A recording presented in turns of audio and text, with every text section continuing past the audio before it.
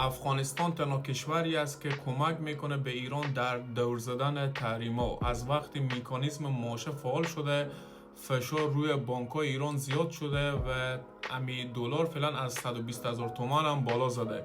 اینجا هم شما میبینید رئیس بانک مرکزی ایران است که به ایران سفر کرده و با صرافان ایران دیدار کرده و قرار است در هفته‌های آینده رئیس صرافان هم به تهران سفر کنه که تا بتونن این مشکل را از نزدیک حل کنن.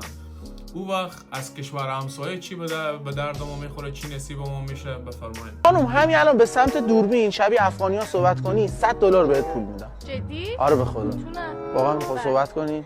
سلام، شنبه هستمه، در صف نانوایی وایستادم. 100 عدد نان بربری میخواهم. شوهرم اینجا سرای دارد، کندکاری میکنم.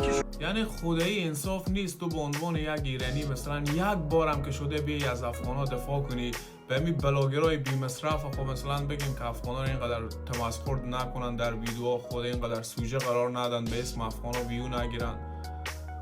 احترام کن تا احترام شوی. ببین مثلا افغان‌ها خود شما هیچ مشکلی ندارن، تازه خود شما همکاری هم میکنن، کمک هم میکنن که شما بتونین بالاخره همین تحریم و اینا رو دور بزنین، ولی خب شما حداقل احترام کنین، دیگه مشکلی